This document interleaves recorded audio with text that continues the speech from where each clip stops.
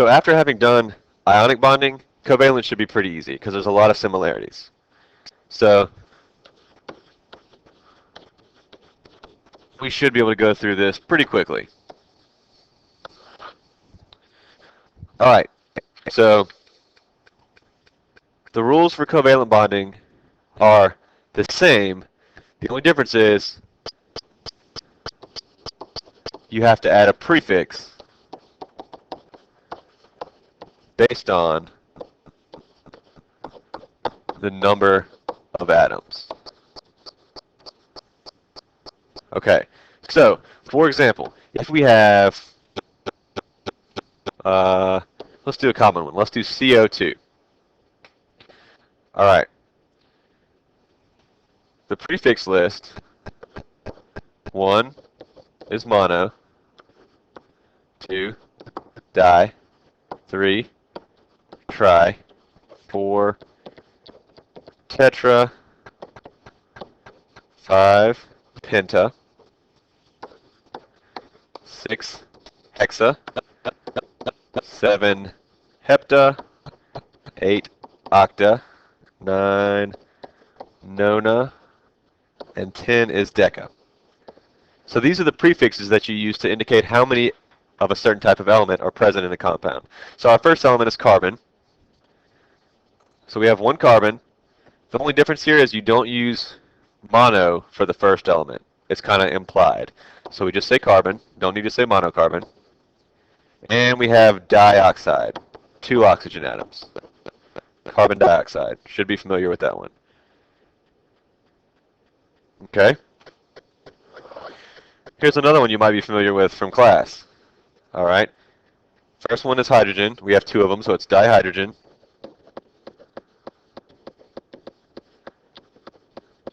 Monoxide. Dihydrogen monoxide. Sounds weird to refer to water or something else. Okay. Let's extend here.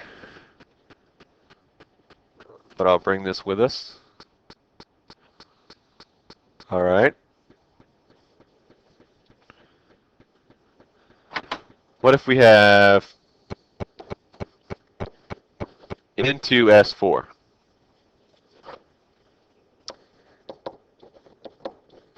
Dinitrogen,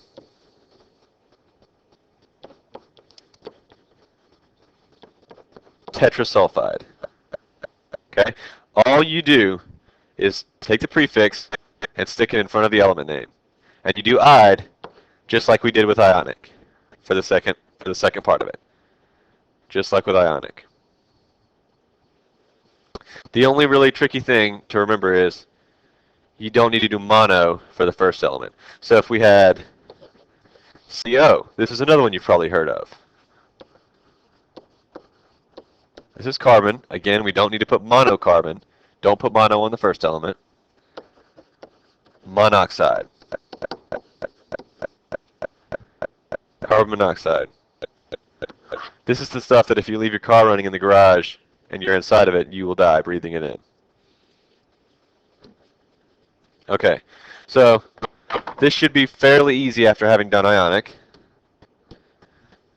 But there are a few exceptions to this rule, namely the diatomic molecules. Okay? These diatomic molecules exist in nature as diatomic compounds. And what I mean by that is the oxygen that you breathe, okay, doesn't just look like this. It's not 1O. It exists in nature as O2. All right? Same thing for nitrogen, which makes up about 79% of the atmosphere. Does not exist as pure elemental N.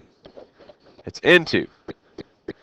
Same thing goes for hydrogen, which is H2, and all of the halogens that we've discussed so far in class. So, F2,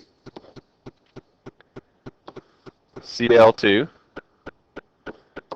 Br2, and I2. Okay, so if you find fluorine, chlorine, bromine, and iodine, in nature, that's how they're going to exist.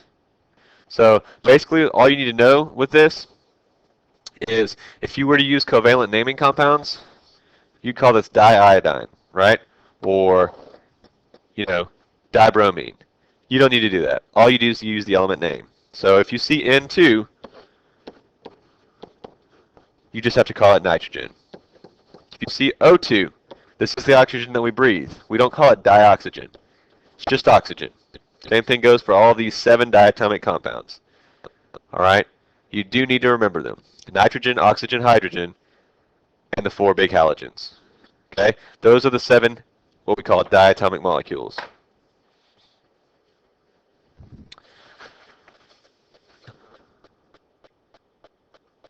Okay, other than that, that's really all there is to covalent. I'm going to do a few more examples in the next video about how to differentiate between ionic and covalent.